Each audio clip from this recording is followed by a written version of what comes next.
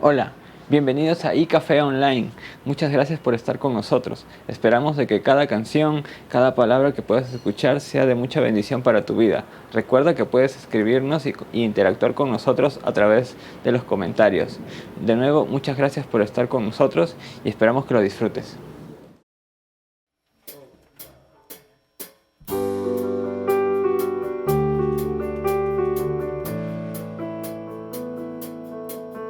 Tu reino, la oscuridad venció. Llenas de color todo el mundo con tu salvación. Traes libertad a este lugar. Con tu resplandor las tinieblas se disiparán. Su trono él dejó, su amor me alcanzó. El infinito Dios, mi Salvador. A Jesús seguiré, pongo en él mi mirada. Veo su gran amor, canto sus alabanzas. A Jesús seguiré.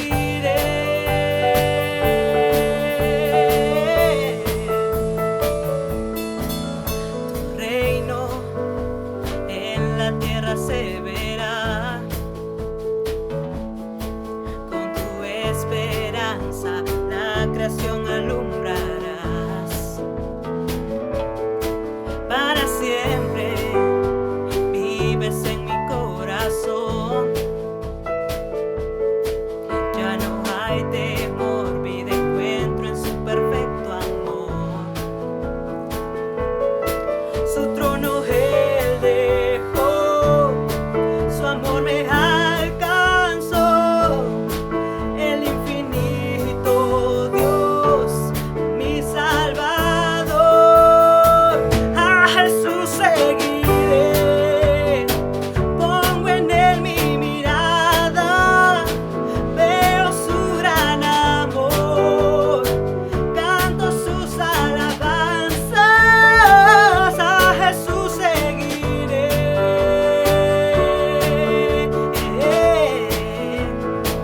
A Jesús seguiré.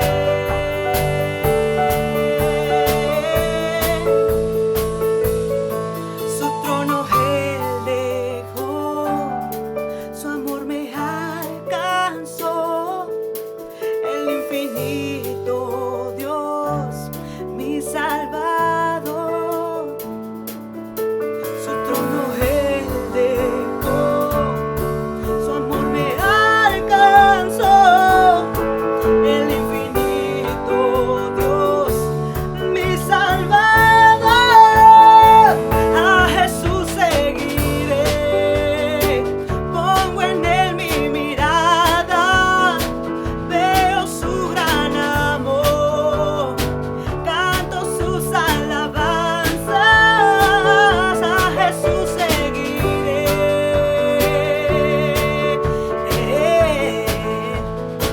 A Jesús seguiré.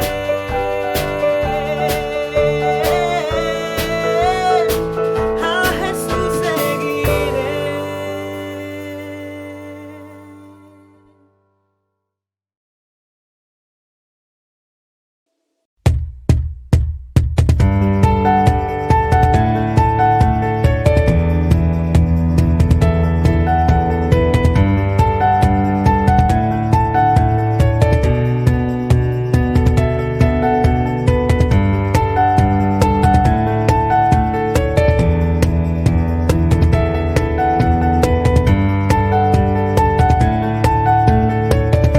¿Qué puede separarnos de tu amor?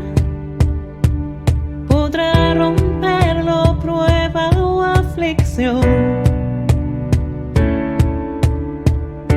¿Podrá acusarnos la condenación contra el perdón que tu sangre nos dio? Y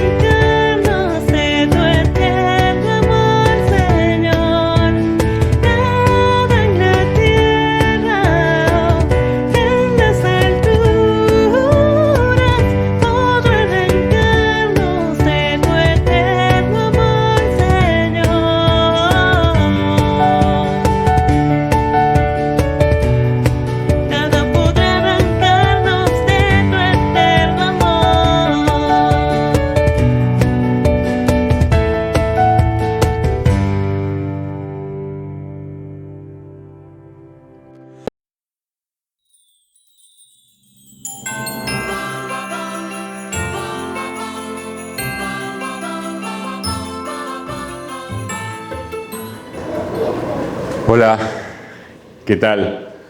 Buenas con todos, bienvenidos. Qué lindo que estemos aquí. Y acabamos de cantar algo que creo que es muy apropiado para este momento, ¿no? Estos tiempos que estamos hoy día viviendo, que es alejarnos un poco de la locura, ¿no? La locura del mundial, la locura de todo lo que está pasando, que no sabemos cómo va a terminar. La verdad que eso debemos dejarlo de lado y tranquilizar nuestras mentes y corazones para escuchar lo que hoy el Señor tiene en su palabra. Y gracias por estar acá nuevamente en la reunión semanal de iCafé.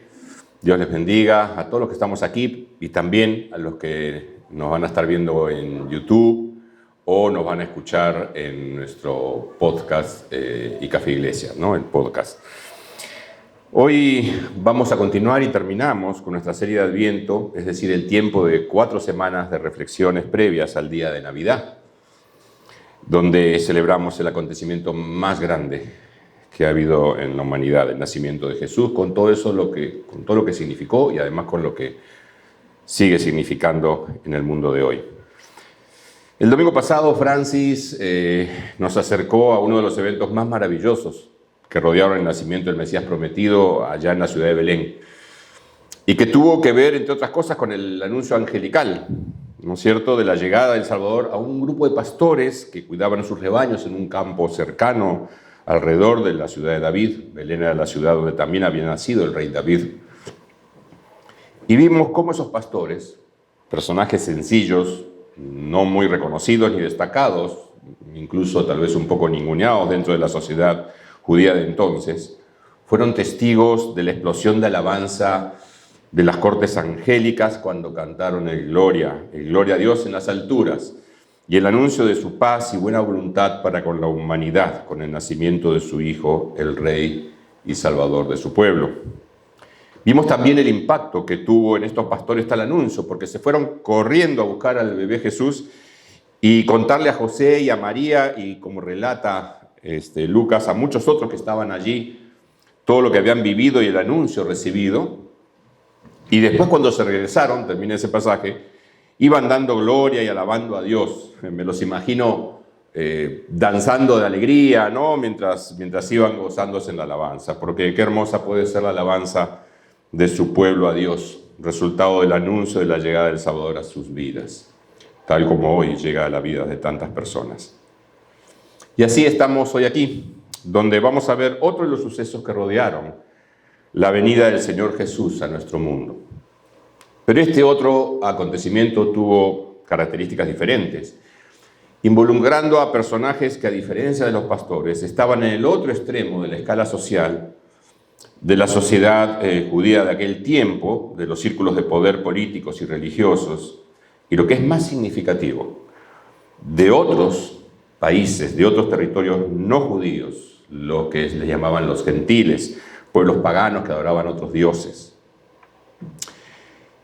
Y para ir entrando ya en el tema, esta vez la historia sobre la que vamos a reflexionar la relata el evangelista Mateo.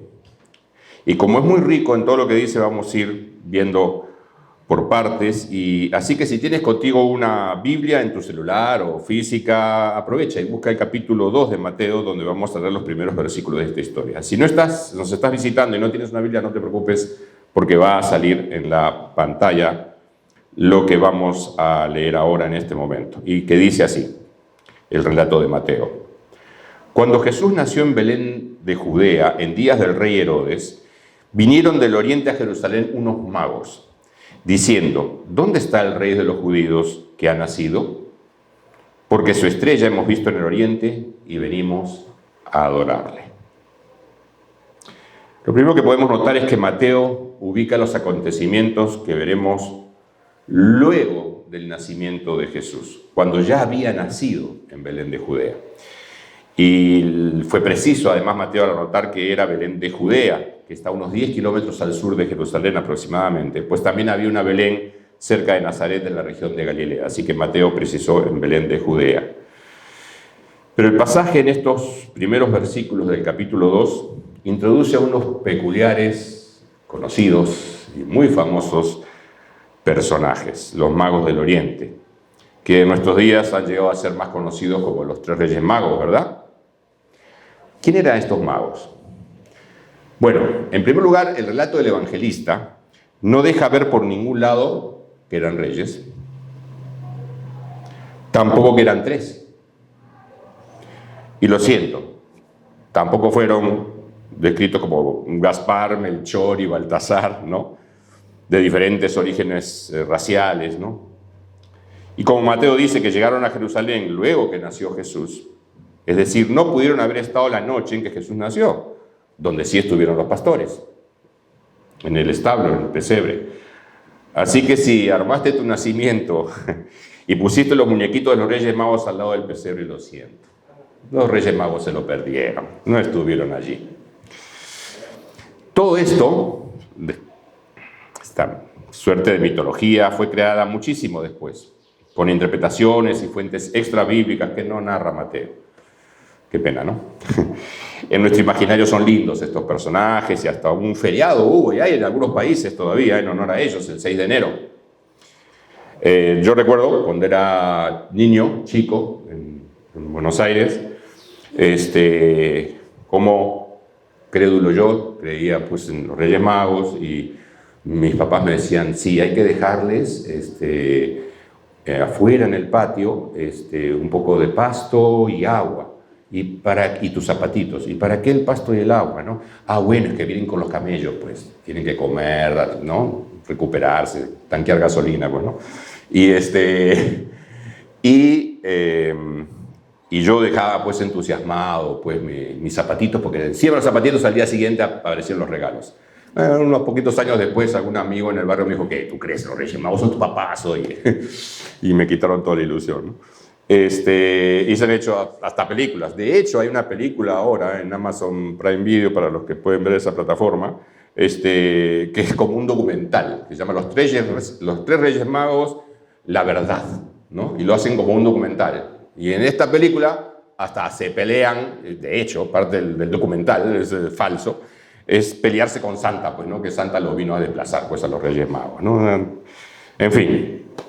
Pero estos magos eran mucho más que esta caricatura que con el tiempo se fue haciendo de ellos. Y vamos a ir viéndolo. Eran en el Oriente, que en el contexto de entonces significaba que abarcaba los países o reinos que estaban al este de Palestina, como los territorios de lo que fueron Persia, Asiria, Babilonia, Arabia Saudita y otros menores. Y estaba Qatar también, que no se llamaba Qatar en esa época. No se sabe con exactitud realmente de cuál de estas regiones podrían haber venido esos magos. Pero se sabe un poco más de sus creencias y funciones cuando estudiamos qué significa la palabra mago. La palabra mago o magos es la que se encuentra en el original griego, en que fue escrito el Nuevo Testamento, que es donde se encuentra la narración de Mateo, y estaba referido en realidad a una raíz idiomática más antigua, particularmente persa. Magos es una transliteración, es decir, es una traducción fonética de los fonemas del antiguo persa magus, que significaba poderoso. Y tenía una referencia muy específica a los sacerdotes zoroastrianos del Imperio Persa. En Persia, la religión era la de Zoroastra. Así que los magus eran en realidad una tribu sacerdotal, semejante a la de los levitas en el pueblo de Israel, y que derivaba del zoroastrismo persa, que era monoteísta además, semejante también en ese sentido al pueblo de Israel, que era monoteísta. Los magus entonces eran sacerdotes que fueron además muy estudiosos, eruditos realmente, con muchos conocimientos, y de allí que las traducciones más modernas de la Biblia, he usado la traducción Reina Valera del año 60, pero las traducciones más modernas de la Biblia van a encontrar que reemplazan la palabra mago por sabios. Y particularmente, además, esta casta sacerdotal, de origen persa, estudiaba las estrellas, y en el sentido científico, dado que estudiaban los movimientos de los astros, del sol, de todo esto, eran lo que hoy llamaríamos astrónomos. Pero como suele ser, Los científicos también tienen una cosmovisión en sus cabezas de la que parten para interpretar la realidad que están estudiando. Así que la ciencia 100% racional y objetiva no es real. Es deseable, es ideal, pero no real, porque siempre está permeada en los seres humanos, que, sobre todo en particular los que practican la ciencia, por presuposiciones que como humanos tenemos acerca de lo que observamos y estudiamos. Y los magus no eran distintos, así que mezclaban también su conocimiento de los cielos con interpretaciones filosóficas y religiosas, lo que los convertía en mitad astrónomos, mitad astrólogos, ¿no? De hecho, los magus eran consejeros reales, de allí su buena posición y poder. Estaban generalmente en las cortes reales y eran como los asesores del rey, y solían interpretar sueños y hacer incluso adivinaciones. Por estas últimas cosas de las adivinaciones es que la palabra mago se asoció muchas veces a hechicería y que se podía manipular la realidad física, ¿no? Y es lo que ha llegado hasta nuestros días, inclusive, ¿no? Imaginamos un mago, desaparece cosas, ¿no? Todas esas ilusiones, ¿no? Pero lo interesante es que los magos, como dinastía sacerdotal y como estudiosos y sabios que eran, conocían profecías de las escrituras hebreas. ¿Cómo así?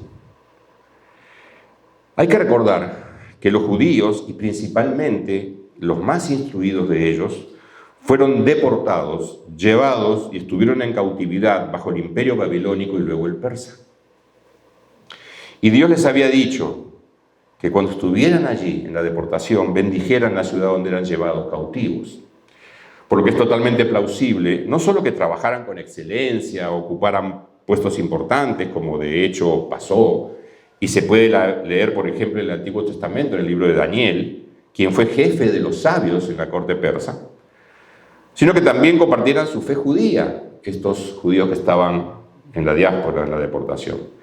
Y así los sacerdotes magos conocieron las profecías que hablaban de que iban a ser un rey, el rey de los judíos, y que habría además una estrella de Jacob, que se levantaría, lo cual se menciona como profecía en Números 24:7. Números 24:7 lo vamos a leer, dice así: lo veo a él, pero no aquí ni ahora. Lo percibo pero lejos, en un futuro distante.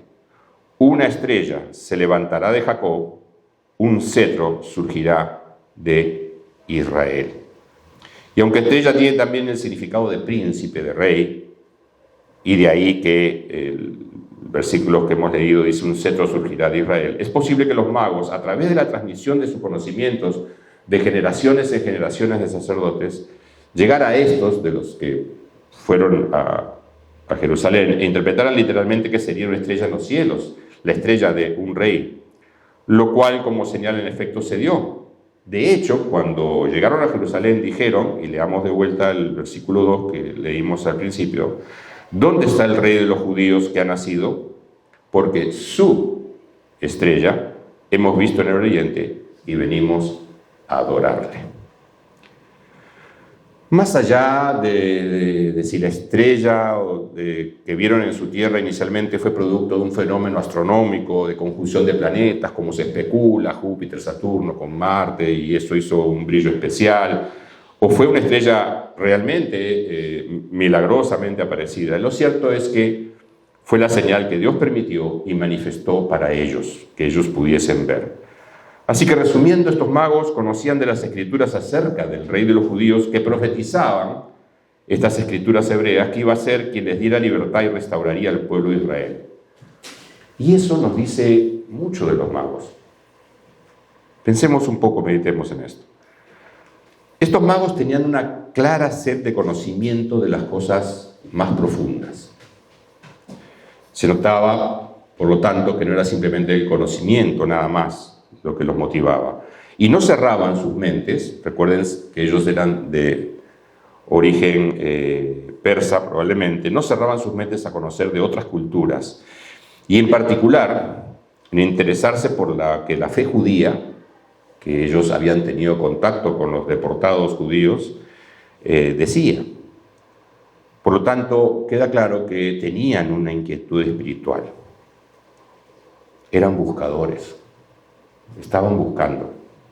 Y me pregunto, cuando estaba viendo el pasaje y todo, me pregunté, dije, bueno, no soy un ejemplo de ellos, ¿cuánto deseo yo conocer así, profundamente, a Dios y a su Hijo, el Rey? Soy consciente de que mi vida será más plena, con sentido, esperanza y fortaleza si conozco más a Dios. Literalmente, en esto se nos va a ir la vida. Si no, miremos lo que dijo el mismo Jesús, cuando orando a su Padre Celestial en el Evangelio de Juan, en el capítulo 17, dijo así. Estas cosas habló Jesús y alzando los ojos al cielo dijo, Padre, la hora ha llegado.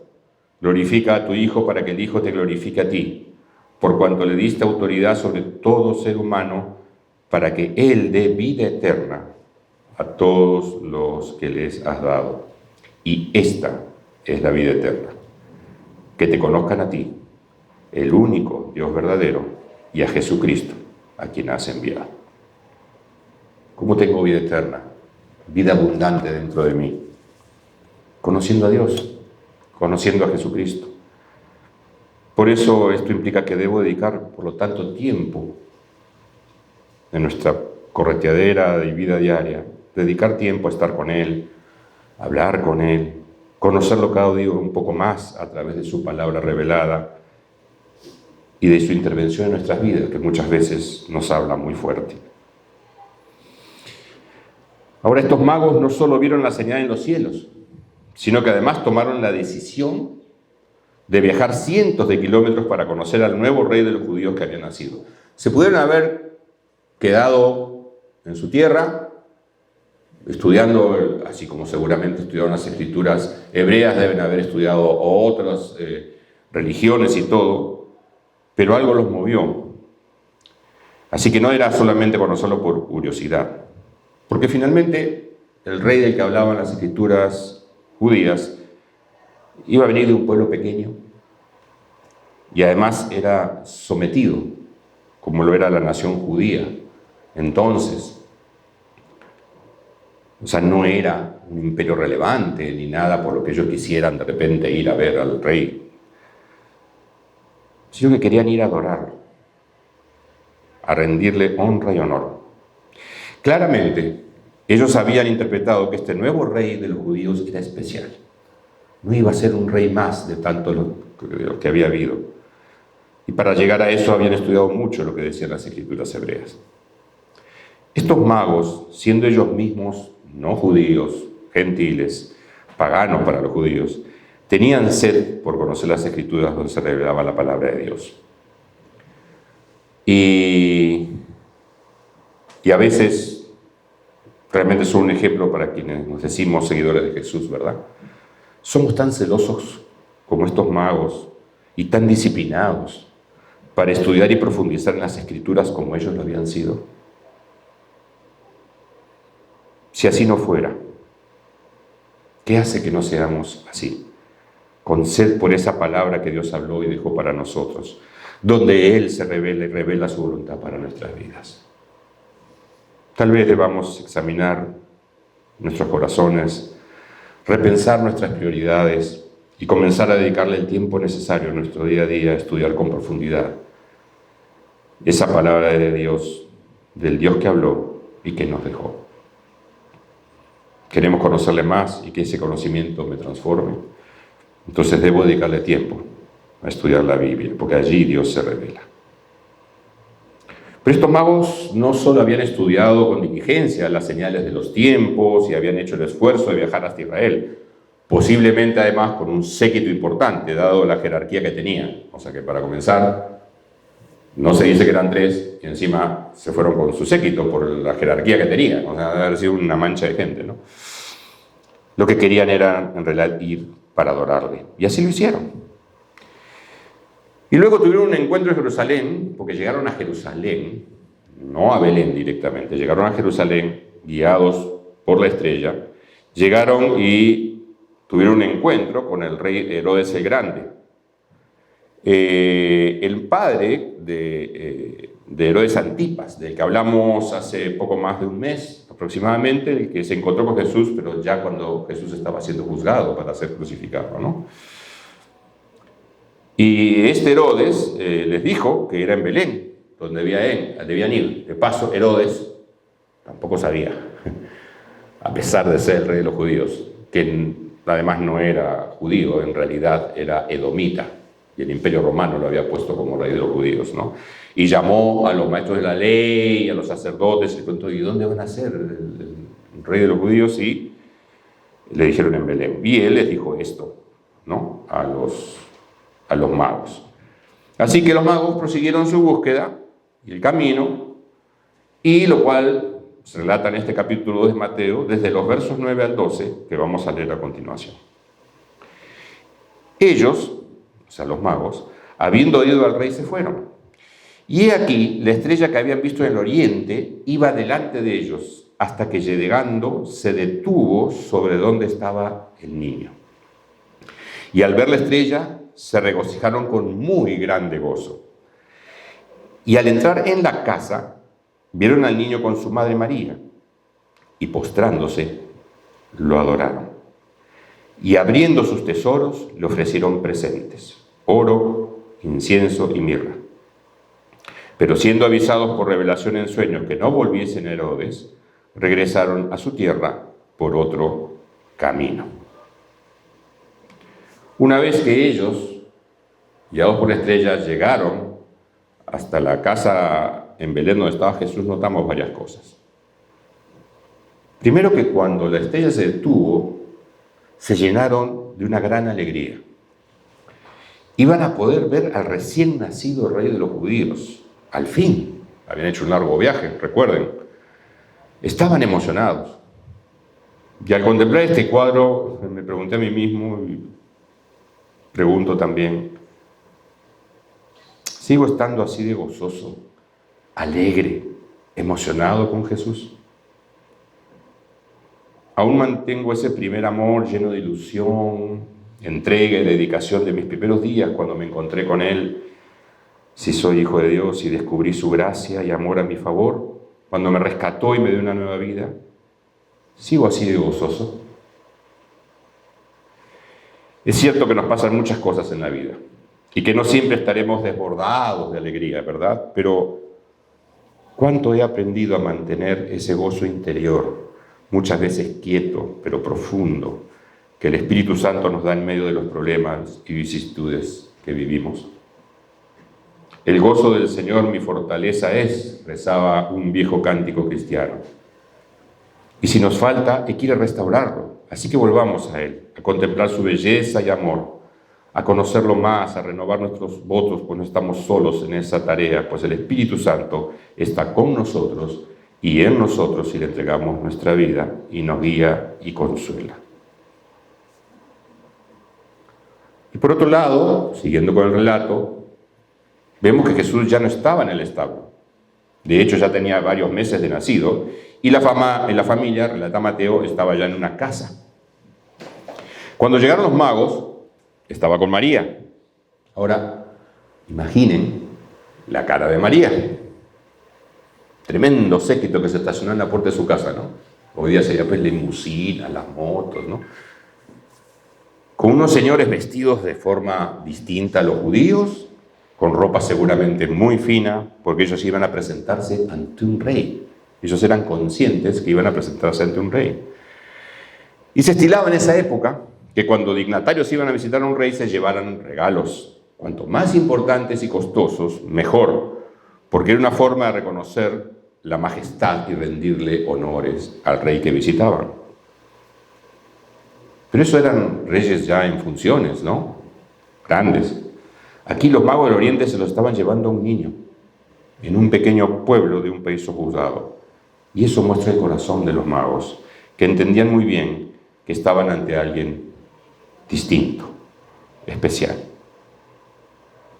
Y esto que estaban haciendo los magos mostraba, y era todo un símbolo, de lo que Dios siempre le había dicho a su pueblo Israel, que Israel muchas veces se ha olvidado, y que era que Dios no quería salvar solo a Israel con el Mesías, sino que siempre su plan de salvación en su Hijo Jesús era para dar a todo ser humano, judío o no judío, sin distinción, la salvación.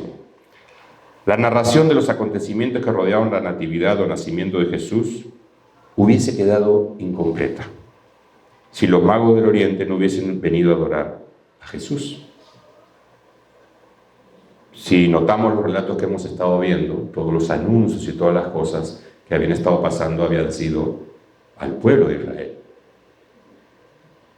que obviamente era el pueblo amado de Dios y en quien estaba cumpliendo las profecías al enviarles al Rey Salvador. Ellos entendieron que era un rey que los iba a liberar de la tiranía romana, otra cosa, se fueron por otro lado, pero el Señor los favorecía así, pero no pensó solamente en el pueblo judío, porque era en la humanidad en quien el Señor pensaba al mandar a Jesús.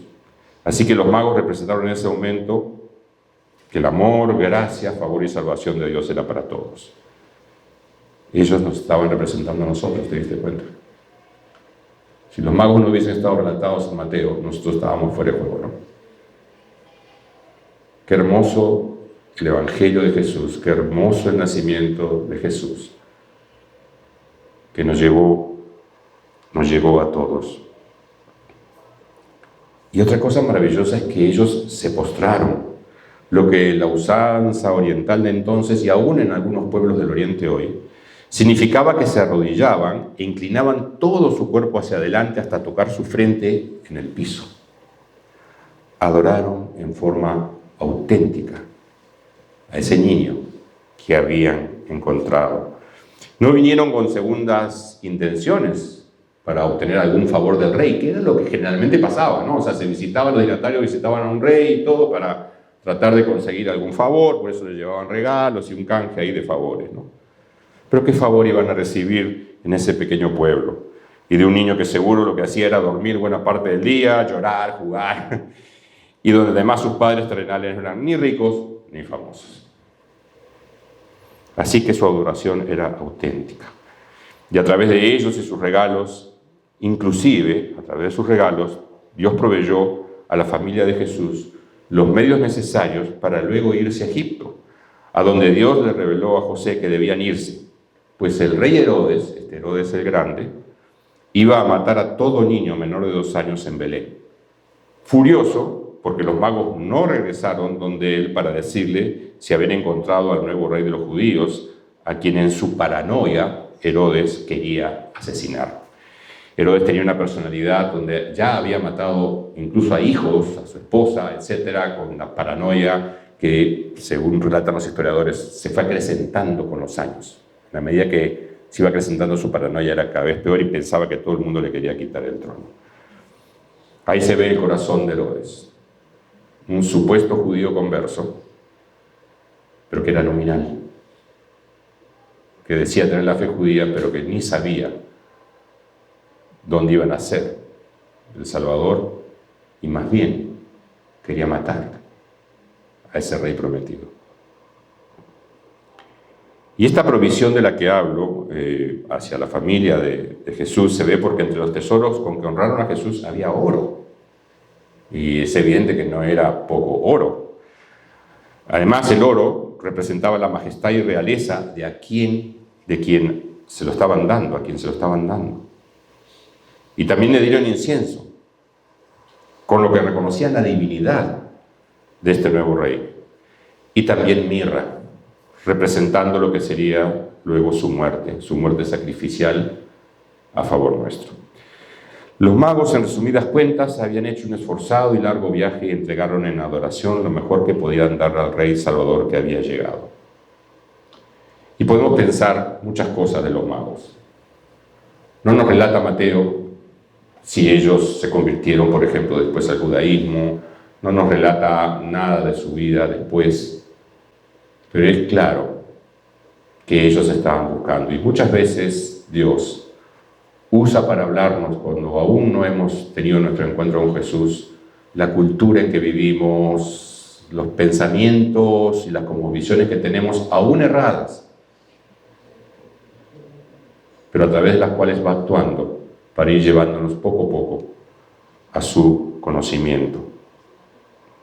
Y aquí me pregunto, así como estos magos dieron lo que dieron, regalos costosos, ¿cuánto estoy dispuesto a dar a mi Rey y Salvador? Soy generoso con mis tiempos, con mis habilidades, con mis recursos, con mis conocimientos, puestos al servicio de otros, incluyendo mi iglesia, y como reflexionábamos el domingo pasado, para la gloria de Dios.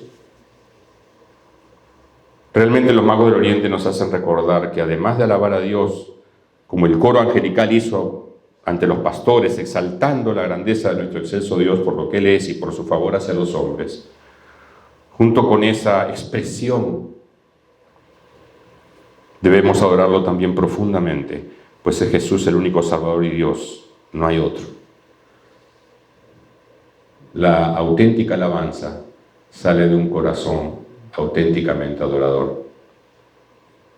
Nuestro orgullo, es cierto, y autosuficiencia hace que no queramos muchas veces reconocer que no podemos salvarnos a nosotros mismos y de nosotros mismos por más que lo intentemos. Ni siquiera nos imaginamos estar de rodillas delante de alguien, ¿verdad?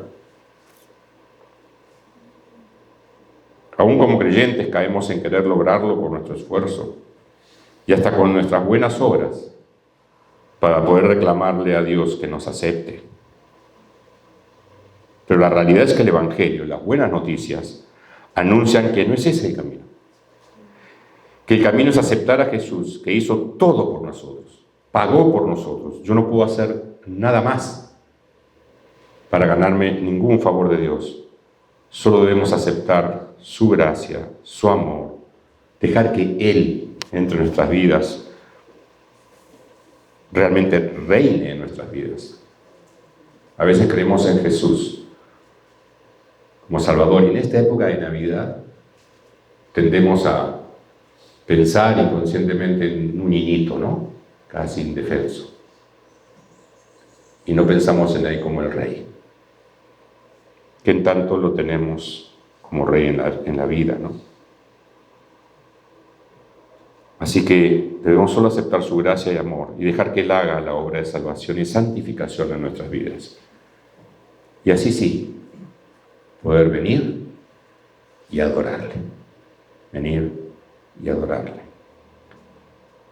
Y si tú que estás aquí en este momento aún no has experimentado tu encuentro personal con Jesús, te animo en este tiempo de Navidad que veas que ya no solo a un niño en el pesebre, sino que veas al Jesús que desea ser tu Salvador, tu Señor, para transformar tu vida y darle el sentido que necesita. ¿Qué tal si oramos para terminar? Señor, gracias. Gracias porque un día enviaste a tu Hijo y fue Emmanuel, Dios con nosotros. Lo hiciste por gracia, por amor. No podíamos hacer nada para merecerlo. No podíamos ganarnos nuestra salvación. Pero Señor, el anuncio que venía el nuevo Rey para salvarnos, para que un día muriese en la cruz, reemplazándonos a nosotros que debíamos estar en la cruz, y luego resucitando para darnos la vida, es lo más grande y maravilloso que nos pudo haber pasado, Señor. Gracias por eso, gracias porque hoy estás todavía hablando, abriendo las puertas, por puro amor, a todo aquel que se quiera acercar a ti. Señor, enséñanos a dar este anuncio cada día de nuestras vidas de diferentes formas. Enséñanos, Señor, cómo. Enséñanos a tener una vida de comunión íntima contigo, reconociendo que tú eres el Señor absoluto. Pero es un Señor amoroso, lleno de gracia. Gracias, gracias nuevamente. Alabado seas, Señor, en Cristo Jesús. Amén y amén.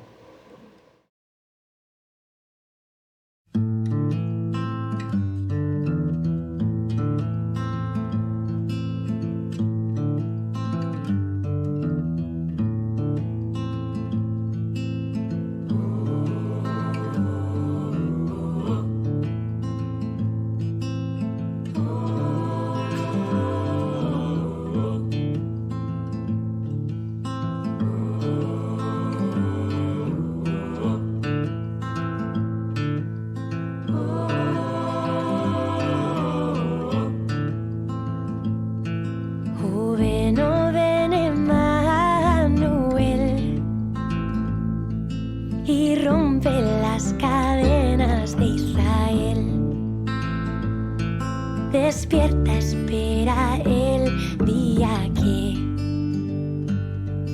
el Hijo de Dios vuelva con poder. Cantad, cantad, Emmanuel, tú pronto volverás, tu amor es fiel.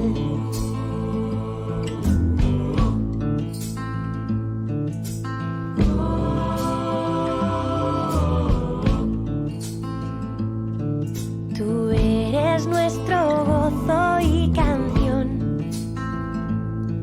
llegas como la salida del sol. Las tinieblas no tienen poder, mi oscuridad en ti es amanecer. Cantad, cantad, Emmanuel, tú pronto volverás, tu amor es fiel.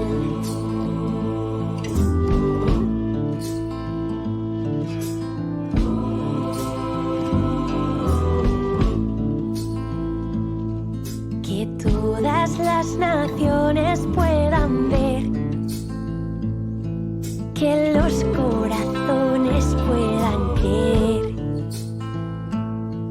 que tú muy pronto vas a volver. Oh Rey de paz, tu paz vas a traer.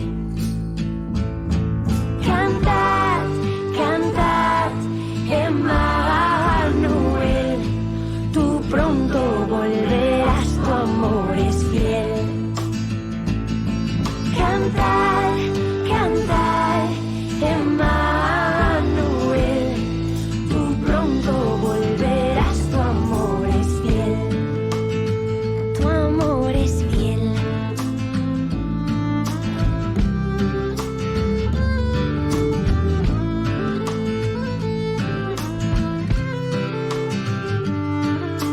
De tu gozo llena hoy nuestro corazón. Cantamos, tú nos das dulce salvación. Tu gozo llena hoy nuestro corazón. Cantamos, tú nos das dulce salvación. Tu gozo llena hoy nuestro corazón. Cantamos, tú nos das dulce salvación.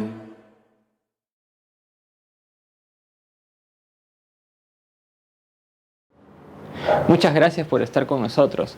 Recuerda que puedes seguirnos a través de nuestras redes sociales como iCafé Iglesia. Además, también tenemos un correo electrónico. Recuerda también de que ya tenemos reuniones presenciales en el distrito de Barranco, así que si estás por Lima, puedes acompañarnos a partir de las 11:30 de la mañana. También te hago recordar de que tenemos un link para pedidos de oración y acción de gracias, y además que tenemos un día especial para poder orar uno por otro. Esos son los días jueves a las 7:30 de la noche. Si quieres información de cómo poder unírtenos, también escríbenos a las redes sociales o al correo electrónico. También, si es que deseas tener algún tipo de información sobre nuestros eventos culturales, puedes tener todo ello a través de las redes sociales de iCafé Lima. Ahí podrás encontrar noticias sobre conciertos, exposiciones de pintura, en fin, todo tipo de actividades. Muchísimas gracias por haber compartido este tiempo con nosotros y esperamos de que tengas una maravillosa semana. Dios te bendiga.